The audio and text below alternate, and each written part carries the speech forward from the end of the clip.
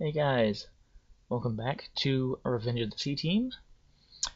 Let's see, it's been about 2 days since I uploaded an episode, and that's because, well, one, I did a lot of kind of technical off-camera work, and not so much like farming for materials, so much as, well, I'll get into that in a minute.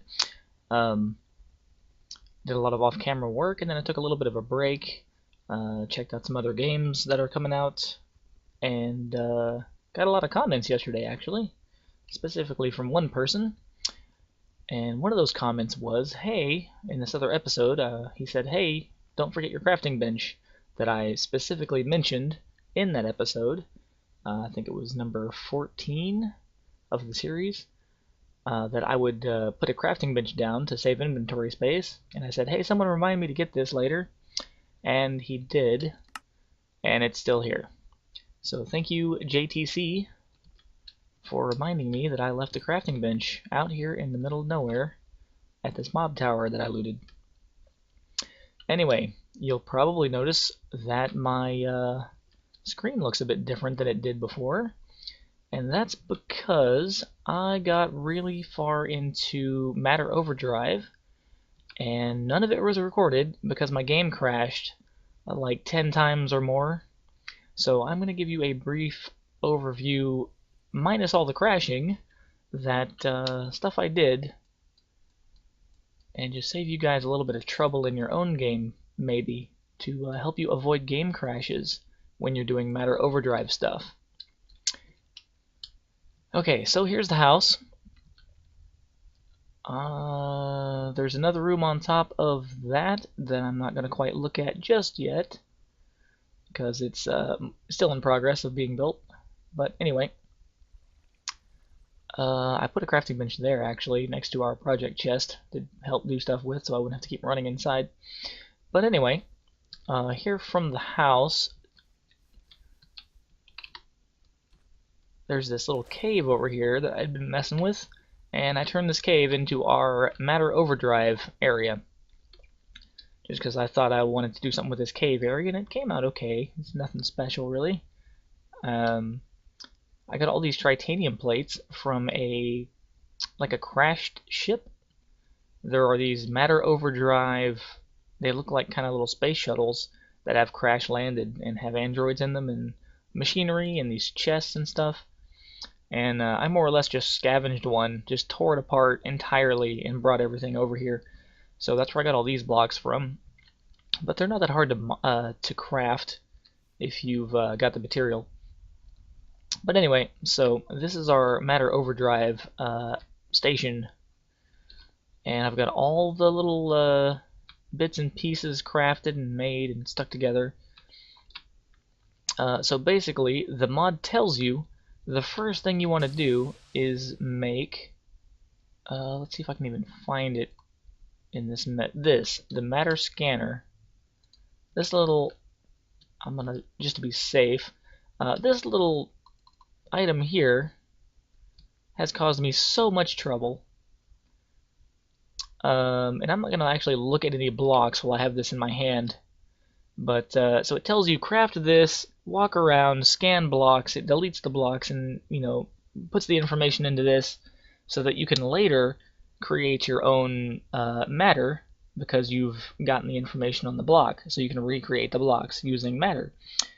Well, it turns out, for some reason or another, my game says, hey, you can't actually scan blocks. Like if I sit here, okay, let me scan this block, and now this should go away.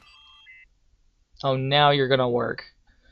I did this for 2 days, and that never happened. It just sat there and did a little scanny thing over and over and over. Well, okay, so here's how we do the mod. So you craft this little thing. Now here's what was happening. So that little circle, the little scanning circle, it would do that over and over and over, and the block would never go away. It would never get any progress, and eventually, if I looked at, like while this was in my hand like it is, if I turned and looked at, I'm not even going to have anything in my hand, if I turned and looked at the pattern storage, the game would crash. If I scanned a water block, like if I was just here and I looked and I right-clicked on accident, the game would crash. So I got a lot of game crashes just on accident because I would be walking around with this in my hand and I would turn and, you know, kind of look in that direction and the game would crash. So anyway, I've got all the different little machines because I tried to figure this out for a good full day, like a solid 12 to 14 hours of taking them apart, laying them out in a different orientation, putting all the little pipes and tubes for the mod together. It was a hassle and I just never got it to work right, but now apparently it wants to work right now that I'm recording. I have no idea. But anyway, so it wants you to do that, and then you have to have a pattern storage, and that basically collects the information of the blocks you scan so that you can recreate them.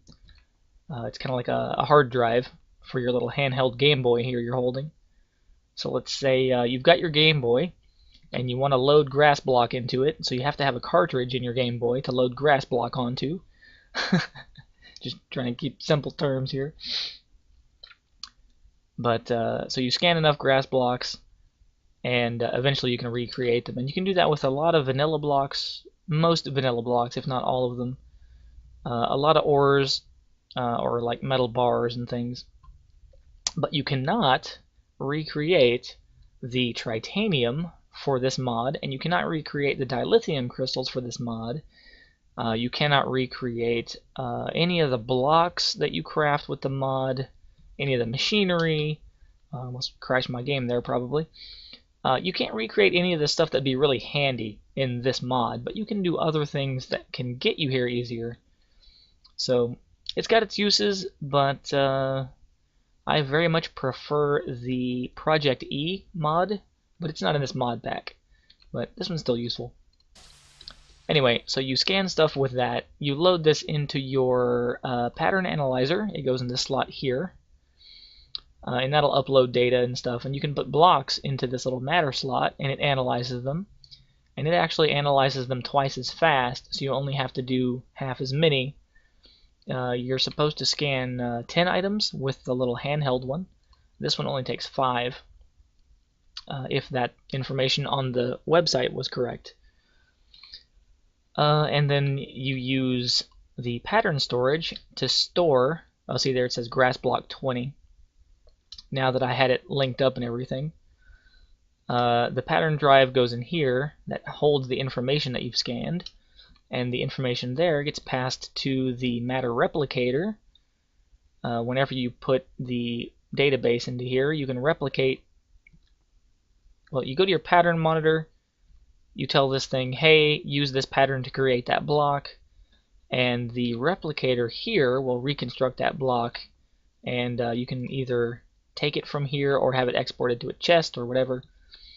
But like I said, mine wasn't working correctly until I guess it just started, so I'll have to get back into it.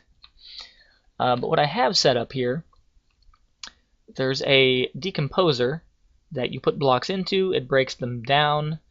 Most blocks, like vanilla blocks, have a matter amount. Let me just grab this dirt block here. If you hit shift, it says matter 1 km, and that's the amount of matter you get from it when you break it down in the decomposer. Wrong thing. There we go. And that fills up this bar here. So this goes up to 1024 km. And the way I have things laid out here, it actually auto exports that to the replicator since they're touching. So this one filled up first. So I've got 1,000 in there. And then it started filling up this one, so I've got basically 1,560 or so. But what I have is a chest with a pipe that just is on all the time. The servo is always on, and it exports everything except for this matter dust. And you get this matter dust whenever the decomposer fails to decompose something properly. And you have to put that back into a recycler, which I haven't built because I didn't see a point because my game wasn't working correctly. But you put that into a recycler that makes it into like refined matter dust, and then that you can run back through this to try again. But anyway, so I've just put random stuff in this box.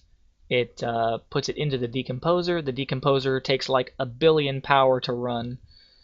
And then whatever it exports, any of the matter that failed and didn't get decomposed, goes through the pipe back into the box, and it doesn't make a cycle back through because I have it blacklisted here. So that was just my little auto decomposer setup to get matter into the system. And I've run quite a lot of stuff through here, and I've actually filled up this replicator more than once, but I kept taking it down and it kept emptying. So I've probably run about 6,000 matter through this thing. And I'm getting a lot of matter because I've put a lot of items into it, because the mob grinder over at Battle Tower Alpha has been going non-stop for like 3 days. So anyway, so this is like the main room area that I have all the machines and the storage set up. This has just got some random junk in it. This is more random junk, all mod specific. So all the extra little decorative blocks I got from the ship I found. Some of the stuff that the mod actually gave me when I was doing quests, like this Mad Science datapad. Android parts, things I've gotten from loot boxes. That's all in here. Then I've got like just the crafting station put down to build stuff with.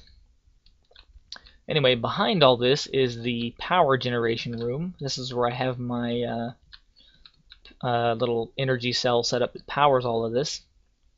A dynamo with our infinite water block there, so I can put power into this. And I crafted a whole bunch of ender chests and put one basically at each different mod area. So if I have anything in an ender chest I want in a specific place, I can just throw it in there, run over to where I need it, take it back out, work with it, put it back. Handy to transport materials. That's what ender chests are for. But outside, this mod has solar panels that work with it, so I put a solar panel out here. These solar panels are really handy. Solar panels are really handy. The only downside is, well, the upside first is that they don't require any effort. They just sit there and they work. That's all they do. The downside is they have to have a direct line of sight to the sky. There has to be nothing above them. That's why I've got this pipe coming out of the wall, kind of just sticking out here because there was this rock and mountainside here. So I just ran a pipe out and it's straight up, clear all the way to the sky. They don't generate a lot of power per tick, but they don't require effort. They just sit there and work. And the secondary thing I have here is from Artifice. Believe it or not, Artifice actually has a use for power generation. There's this nuclear battery.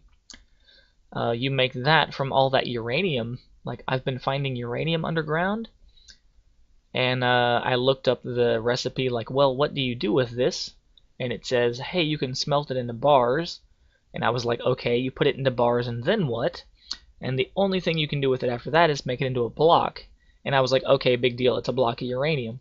Well, I never looked past that, because most of the time, for any other kind of ore or metal that you're working with, you put it into a block, and the block is decorative. Maybe you can use it for a beacon. But I went ahead and just said, you know what can you use the block for? And it turns out you can make it into these nuclear batteries. Now, this number at the top of the screen here, you're seeing that correctly. That's 1 billion RF. This battery has 1 billion RF in it, but it only exports at 20 RF per tick. So it's a ton of power, but it exports fairly slowly. So I've just got that here to help out the solar panel. And that's the only one of these I've made. So for all you people finding that uranium from Artifice, it has a use, and that's it right there.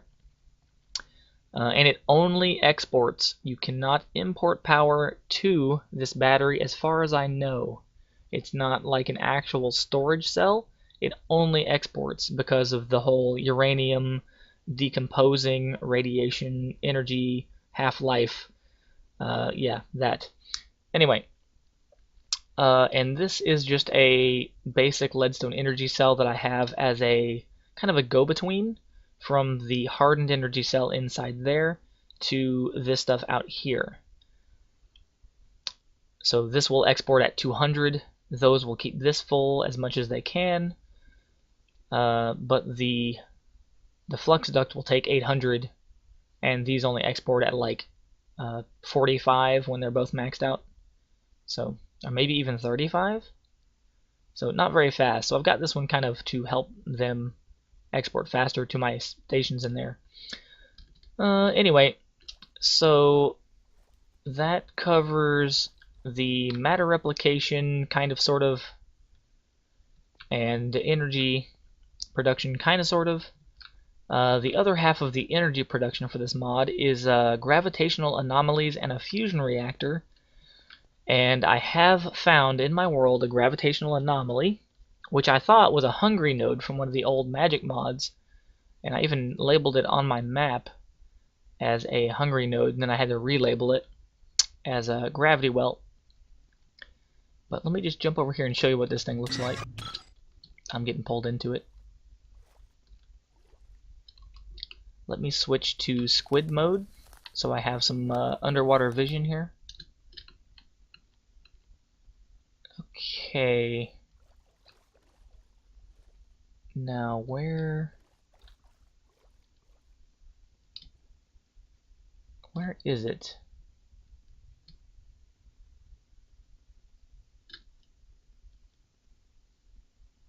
It should be fairly easy to spot. I noticed it when I was like over the ocean flying past.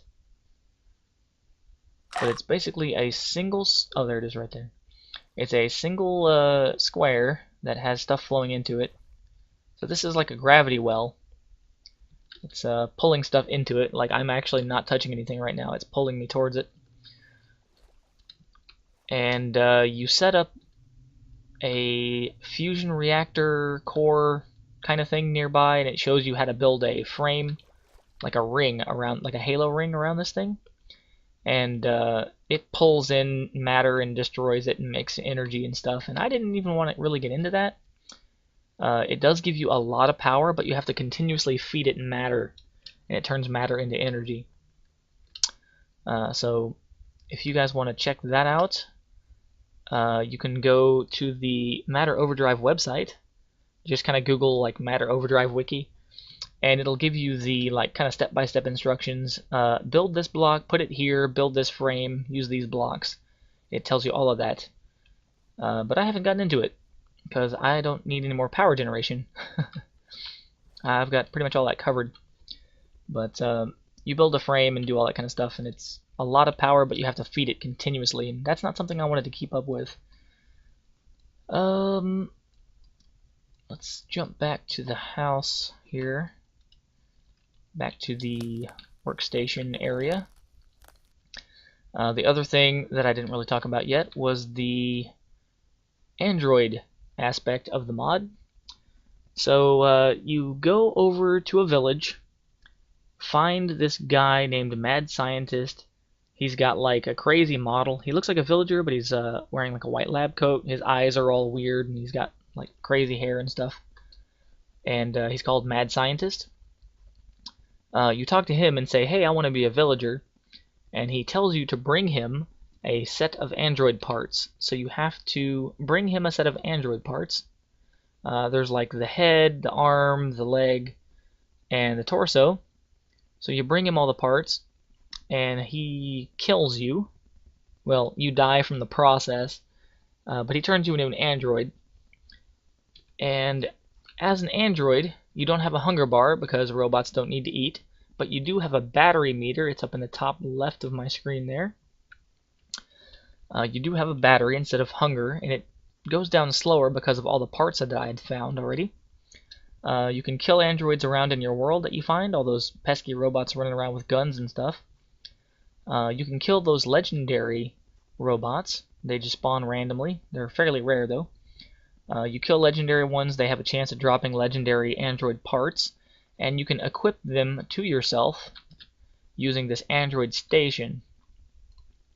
So you just right click on it. There's like a skill tree here, kind of like a MMO style skill tree, and you spend experience levels off your player to give yourself abilities, and I'll show you those in a minute. But down on the bottom right here is your equipment slots. So I had this legendary android head from killing a guy a while back, and it says melee android. I'm not quite sure if that matters for your player or not, but it gives you 10% speed bonus, 1 attack damage bonus, and minus 3% battery use. So you can equip that to this slot here. You can actually see the field of view on my player change when I equip it because of the 10% speed bonus. And there's a display on the screen. The bottom right corner has all those little icons that shows all the bonuses I'm getting. So there's the head, the arm, the leg, the torso, the spine, and then the other 3 icons are from the skill tree. So the skill tree here, there's Ender Teleporter. You can teleport a short distance, and teleporting takes power off of your battery. And I'll talk about the battery here in a second. Night vision, you can toggle that on and off. Mine doesn't seem to work. It might now, actually, now that the mod is actually working. Airbags let you float in water. You can toggle that on and off, I believe. There's a toggle button in the controls options on in your game. Limb overcloaking, or overclocking, I mean, not cloaking. Cloaking is a different thing somewhere over here. Overclocking increases movement speed. That has 4 different tiers. It goes up from 10, 20, 30, and 40%. And I maxed that out first, so I have a base plus 40% movement speed at all times, plus another 10% for this, 20% there, 10% here, and I think that's it. So I'm at like 196 or 200 something movement speed bonus now. So I run really fast all the time. You max that out, you can go really fast. Let's see, there's nanobots, so you get a continuous health regen that uses your energy out of your battery. Nano armor for defense, attack boost for damage. So these 2 here, you can only pick one or the other. So you have a damage, like an offensive skill tree here, or a defensive skill tree here. And I haven't picked a path yet because they don't really look that appealing. I might go for the defense one, but I have all kinds of health regen now, from the bloodstone, the white stone saving me from death, the nanobots here healing me. My armor gives me health regen when I hit things, so I might not need any of this, so I haven't picked any yet.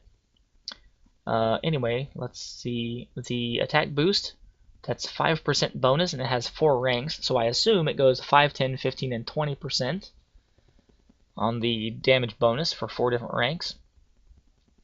After that, you get flash cooling. It gives you a 20% chance to instantly cool a weapon down when it's overheating. And that only has 1 rank. So the cooldown a weapon from overheating, that specifically is for matter overdrive guns, like my sniper rifle here that I found a long time ago, alongside all these legendary android parts.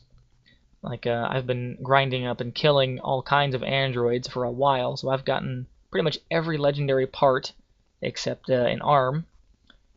But these guns, they have an overheating kind of, whenever you shoot them, if you shoot too many times in a row, it'll overheat and you have to wait a few seconds to use it again.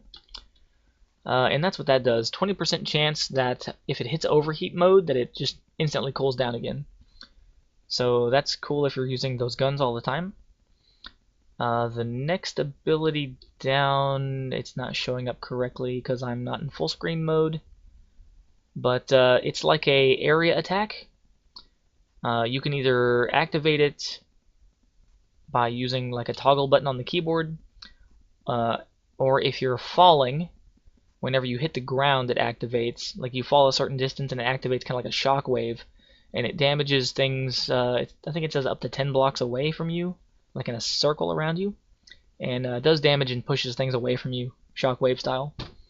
And I didn't really see that very useful because I'm either usually flying or not falling off of things into groups of enemies. So didn't really need to get that anyway.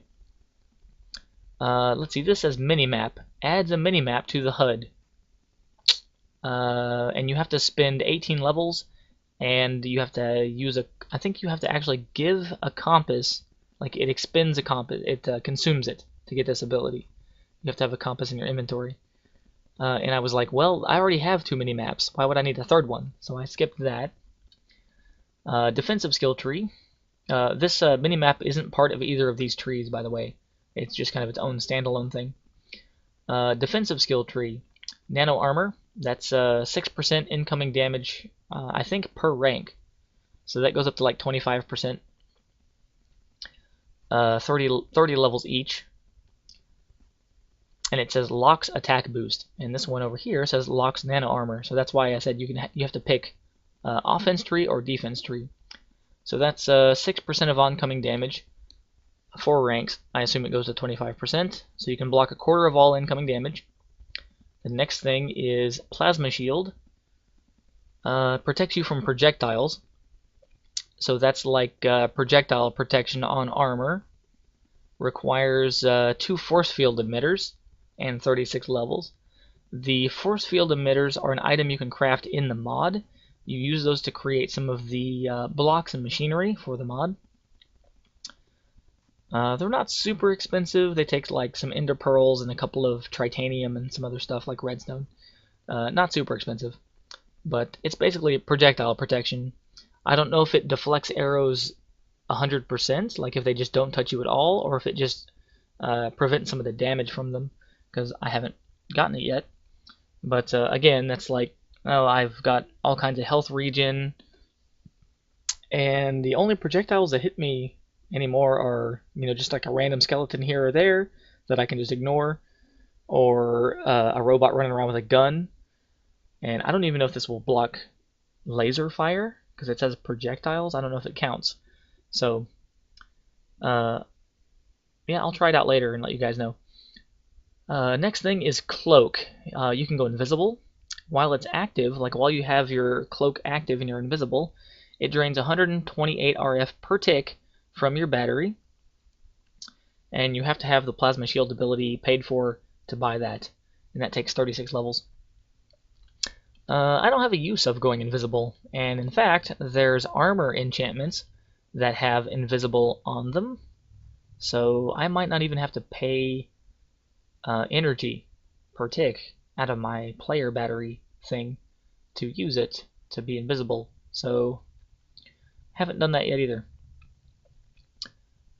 There's this other little thing where you can like go all bullet time, negate gravity, basically fly. High jump. I'm not even worried about jumping high because I can fly. And short range teleport. That takes 4,000 RF per teleport. And you have to build this little Heisenberg compensator. That's a little bit complicated, not super complicated. It uses like some ender pearls and redstone and iron and tritanium. But yeah, that's another thing I don't need to do because I can just hop around the map and fly. So yeah, I got most of the useful ones. And a couple of them I just picked on accident. The night vision allows you to see in the dark. Oh, big deal. I turned my gamma all the way up. Problem solved. Airbags, you can float in water. Well, big deal, I can fly. The overclocking, that was the most helpful one. The health regen, helpful. None of the rest of it I got. So, anyway, that's that. So about the battery.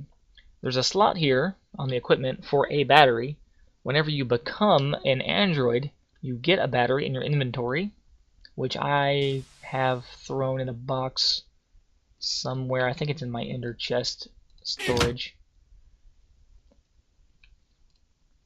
Yeah, right here. It just says battery. It holds 524,000 RF. You can recharge it in, I think your Android station here can recharge it.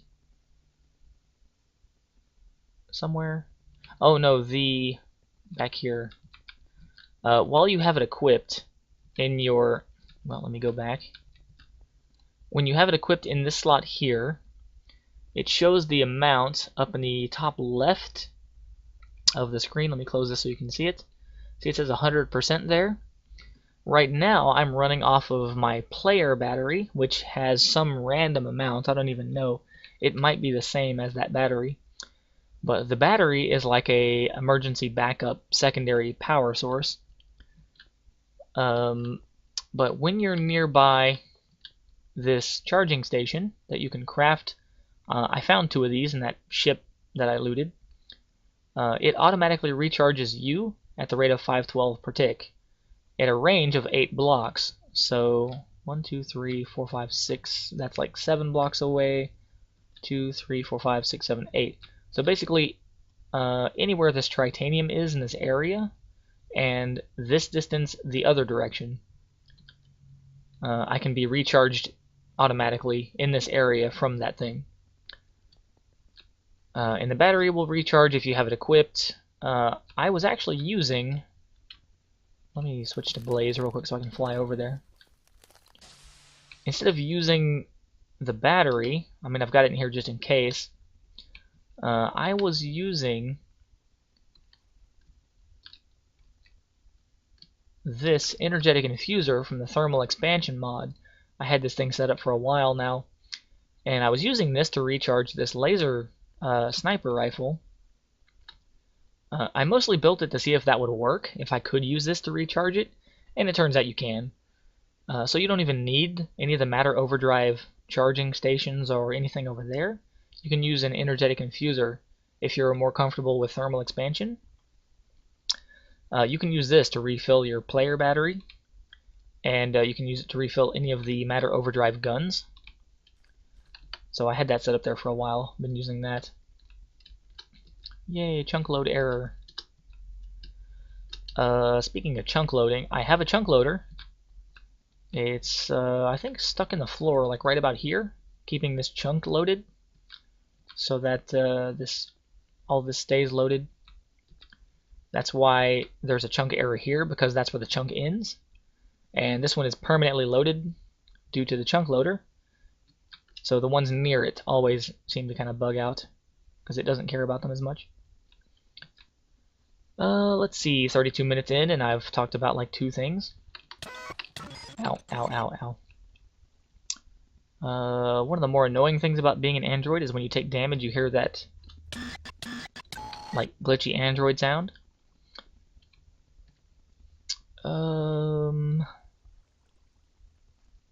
What else have I done? I think I already showed off the mob grinder.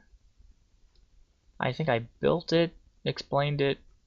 If I didn't, I'll come back and do that later, but basically my mob grinder's working, so I've been farming up ender pearls and materials from mobs. Oh, that's right, I was spawning these guys, the shibis. So I got a lot of those coins, built the armor out of it. I've got it on an armor stand in the house. It does not have a set bonus, as far as I know. And it looks to be pretty much the exact same as diamond. So I built the armor set, put it on, tested it out. It seems to be diamond armor, and you can recharge it in the Evilcraft blood chest. And I made another armor stand here to put my Tinker's Construct armor on. That stuff, again, you cannot repair in the Evilcraft blood chest. Under the nether portal, I built another storage room. This is my mass storage for my mob grinder, or any mob grinders that I make from this point forward. There's a tesseract here. Like I said, I was more or less playing for like 14 hours, did a whole lot of stuff. Game crashed a lot. Pretty sure I had my tesseract crash the game at one point due to me using piping wrong and the game conflicting with stuff. But there's a tesseract over at the mob grinder. Items go out of the mob grinder into it. They come out here at the house, underneath the house, into this chest here. This is kind of just a go-between buffer between the grinder and my storage area. And everything gets pulled out of this chest into its appropriate storage bin. So I've got an area for leather armor, each piece. These are chain armor here. I don't have them labeled quite yet. I'm still working on the area. It's not like decorated or anything. Chain armor is in these 4 slots. I've got all of the More Swords mod swords here, plus iron ingot. Gold armor there. Iron armor will go here in these 4 slots. So helmet, chest, legs, boots in that order. There's a slot here for chickens from the chicken jockeys and feathers from the chicken jockeys. This filing cabinet here is for iron shovels. I've gotten a few of those. And I'm not quite done yet. I still need to dig out more area here to do diamond armor, because it turns out I got a pair of diamond legs from something. Let's see, this sword I got from a loot chest, that's why it has some special name on it. There's a helmet I got from a loot chest that has a special name on it. I gotta make boxes for all of this Flans mod armor. This stuff is everywhere. Got all kinds of Flans mod armor laying around. But yeah, this is my new mass storage solution. Just filing cabinets and deep storage units for everything. If it stacks, it goes in these. If it doesn't stack, it goes in those. I was using the matter replicator and grinding up just a ton of Enderman in the mob spawner to make these resonant filters and resonant servos to make all my item sorting go easier. And I upgraded the strong boxes, a few of them, not all of them, but a few of them, to resonant strong boxes so they hold more stuff. Let's see, I think I showed off the portal room here, the nether portal room. I just talked about these armors. I changed up the floor to add nether warts, so I can have nether wart farm in here. Otherwise, this is all more or less the same as it has been. Main floor, I took out some of the boxes that had random storage stuff in them. I hung up the beacon and the nether star that we got previously from loot boxes. I made more racks and hung those up. Got our white stones and bloodstones here. Took down a lot of the inventory pets off the wall. They are now in my ender chest loot pet. Plus a bunch of like construction material and stuff I've been working on actively. Like deep storage units, some Enderium ingots, filing cabinets, servos and filters and stuff.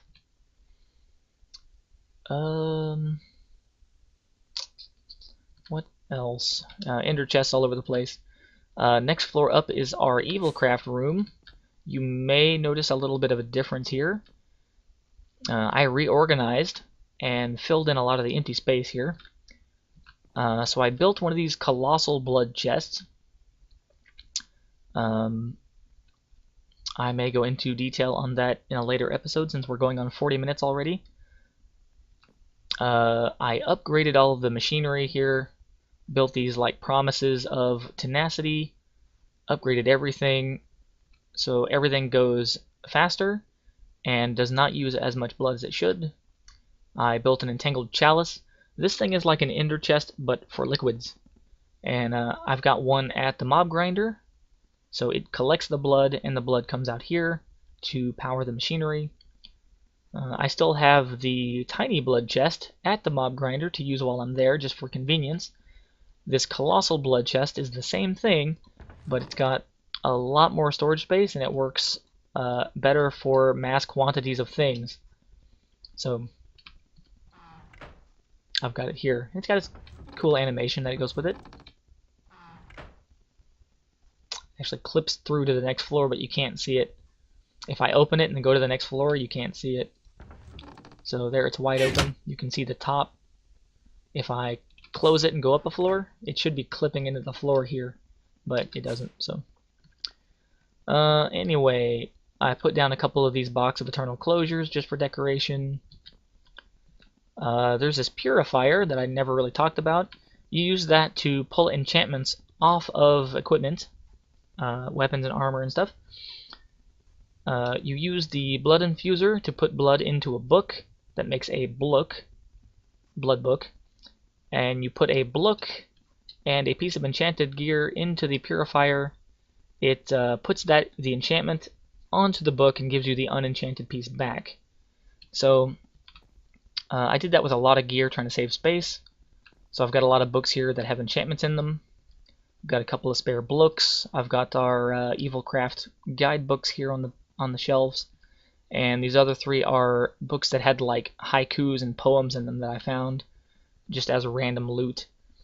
Move some anvils up here so I can add enchantments back to gear fairly easily here in the same space.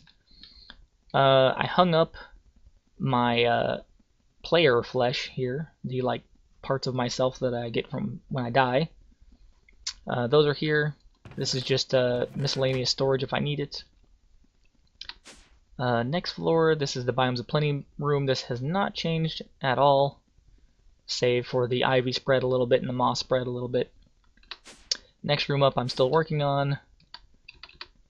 I'll talk about it when I finish it. Let's jump over to Battle Tower Alpha. This has done a little bit of change again.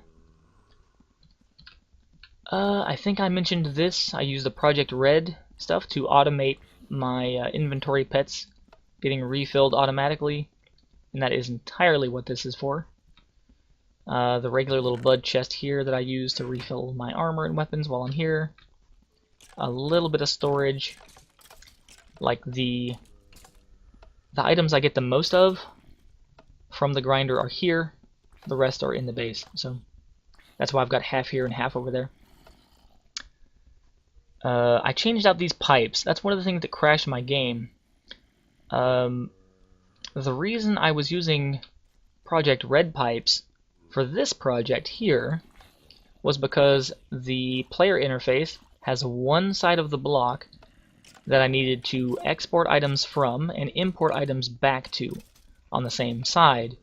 And it's a little tricky to do with the thermodynamics pipes. I mean, like, you can do it, but it takes a little bit of a workaround. Like, you have to have a loop of pipes, and it was kind of cluttery, and I had like a limited space to work with here, and I didn't want it to look very cluttered. So I use them here, the Project Red pipes. You can import and export on the same side of a block. It was a lot cleaner and easier to use. So I did those here. And then I tried to use them over here, sorting out items from the mob grinder. But when it got around to me trying to use the Tesseract to transport items across the map to my base, these Project Red pipes do not work well with the Tesseract. Like, the first item that goes through it will break the pipe. It will like disconnect from the Tesseract and it will not reconnect again. So you have to like actually remove the pipe, replace the pipe, put the filters back into it, and the next item that comes through will disconnect it again. So I went ahead and just switched them out with the thermal dynamics pipes, since they're in the same mod family. The thermal expansion, thermal dynamics, it's all the same kind of family of mods. So they work well together, they play nice together. Took a little bit of working to get the items to actually transfer over there, because I didn't have my item filters set right. But that's all working perfectly now. I had it running for about 6 hours, and it works fine. I only had a very small backup, but that was because I messed up a filter somewhere. But now it's running flawless.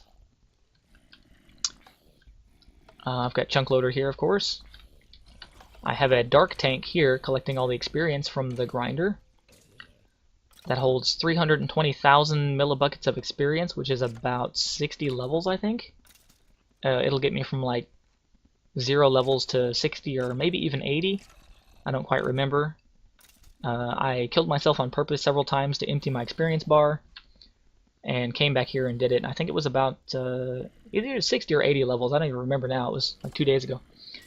But I have a XP shower here that I leave in that chest there, just for convenience. And I just pop it on here, on the side of the tank. I'm being moved by the fans back there.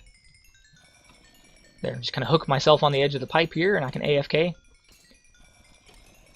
And this lets me get the experience out of the tank. And this whole tank, when it's full, takes, I want to say like 3 hours to drain all the experience out and get it to your player, but if you're AFK, it doesn't matter anyway. You just continually gain experience. And I have to be next to this thing for it to work anyway, because it's running on mob spawners instead of like automated spawning or machineries spawning the mobs. Yeah, that's enough of that. Sounds like somebody just going ham on a xylophone. Anyway, so I mean, I've gotten tons and tons and tons of equipment out of this thing for the Matter Overdrive Matter thingy. Replicator, that's the word. Been a long day. This is the deep storage unit I put spider parts into. And let's see. So after the Matter Overdrive mods I did a lot of, the Evilcraft stuff I upgraded. I crafted this effortless ring. This is from Evilcraft. You craft some of these upgrades. They're like machine upgrades for the Evilcraft machinery. I crafted a couple of extras and made this ring out of it. And this thing lets you run faster, which added more speed to my movement speed, on top of being an android and getting the movement speed bonuses there. And it allows you to walk up solid blocks. Like this is a full block. I can walk right up it like it's not there, like it's, you know, stairs. It kind of treats it like you're using the horse morph for the morph mod. It lets you walk up a full block instead of only half blocks. And the ring also allows you to jump higher. So I can jump, let's see, 1, 2, 3, 4, about 4 full blocks just from a standing jump. I mean, I can fly anyway, so it doesn't matter. But if you don't have like a flying morph or some other method of flight, that'll help you get around easier too. So I've got a lot of move speed bonuses, a lot of, you know, just utility, running, walking, flying, everything else, so I can get around faster.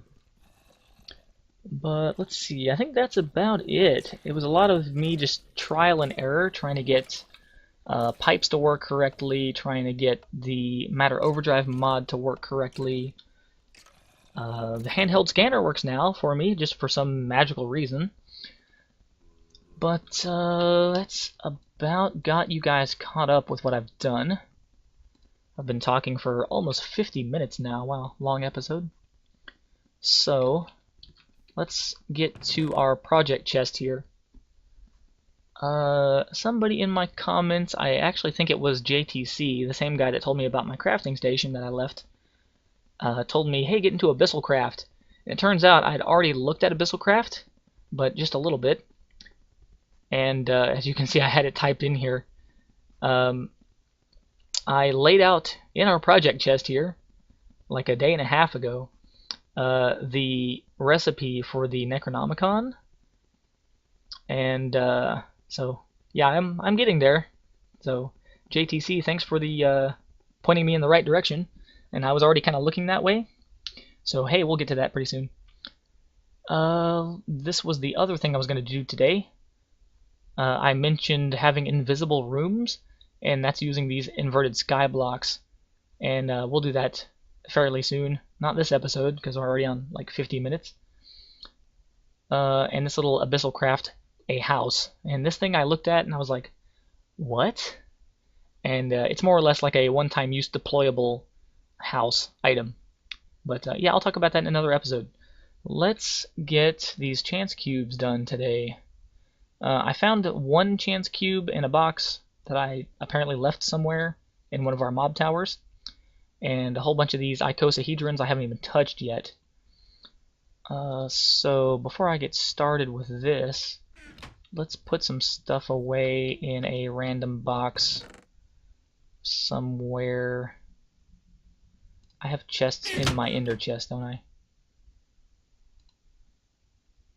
I have him set to automatically refill also, like I did with the loot pet, who is right there, by the way. I didn't lose him. Alright.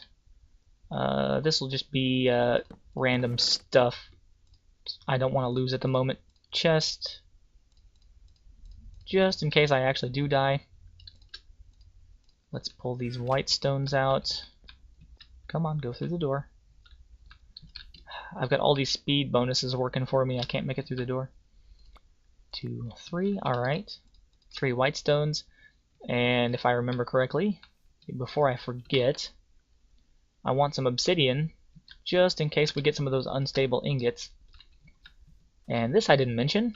I built a few more machinery things back here. Igneous extruder that makes cobblestone, stone, and obsidian that I have set to make obsidian. A tank here that I've been putting lava in to make obsidian, and the water block also. So lava, water makes obsidian.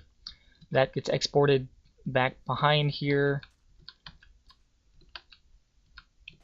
to the cyclic assembler. This is basically an auto crafting table.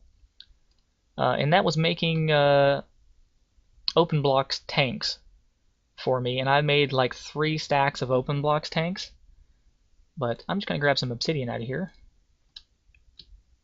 You can see there it was making open blocks tanks. And guess where those went? Yeah, right there. Got a room made of tanks. Anyway, talk about that in a later episode when I get around to spotlighting that room there, or focusing on that.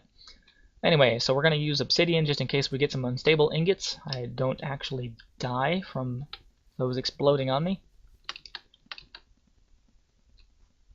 Oh, chunk load error. I also built a humongous sugarcane farm over here that's now not even loading. Let me try something real quick. Video settings. I turned this down earlier and forgot about it. There it goes. So I built a giant sugarcane farm here, so I can make sugar charcoal and sugar charcoal blocks to run some of the furnaces and stuff back there. Anyway, so here's our handy spot for opening these, starting at 52 minutes. Sorry for you guys that don't like long episodes, but I had a lot of stuff to talk about.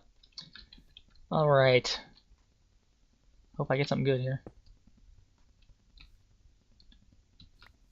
Another pink generator. Awesome. I'm pretty sure I mentioned how I'm making pink wool in a previous episode.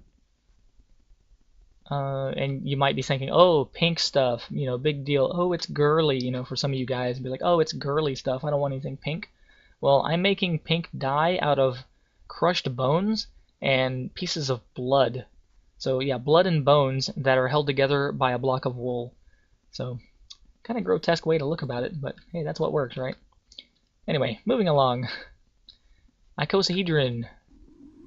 These are the ones that are famous for killing people all the time.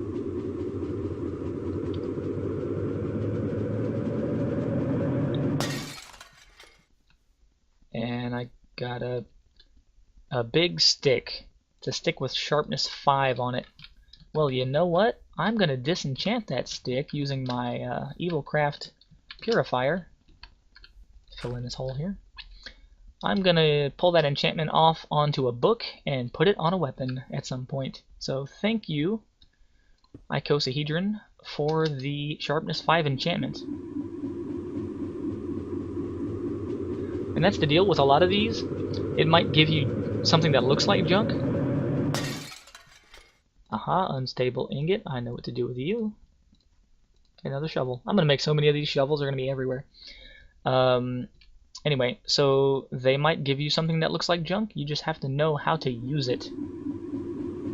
So you have to be a little creative sometimes.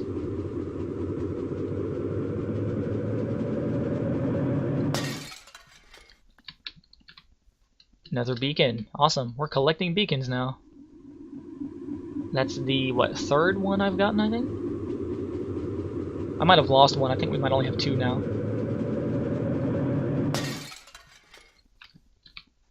Golden bag of holding. That's what I was hoping for.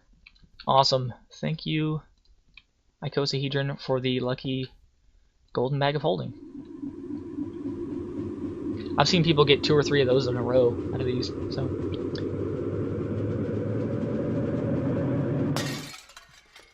Another unstable ingot. Let's make a builder's wand. Awesome. It's still trying to kill me. That would have been two deaths already. Luckily I know what I'm doing. Another one. Alright, let's go back to shovel. I'll just alternate. That would have been 3 deaths, and we would have had to stop here. 3 almost deaths. The white stones would save me.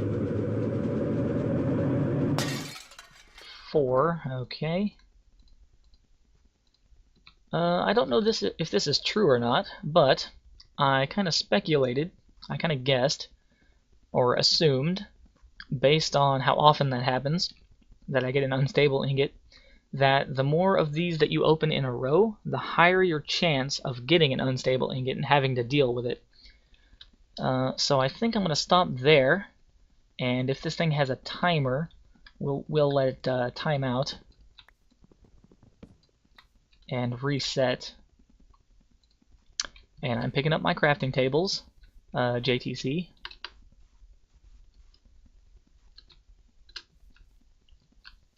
I am putting them right there. Let's get my stuff back. Anyway, that's going to do it for this episode. I will eventually get around to Abyssalcraft, as per request and as per my own curiosity. Sorry about the long episode. I will try to keep it to 30 minutes and down in future episodes, but I did have a lot of stuff to do, and I didn't want to record a lot of game crashing and stuff like that. I actually started recording before, when I was starting on the Matter Overdrive, but due to game crashes and a lot of fumbling around and not knowing what I was doing, I just kind of decided to do an overview when I got done with it. Anyway, more rambling. Thanks for watching. Leave a like, leave comments, leave questions.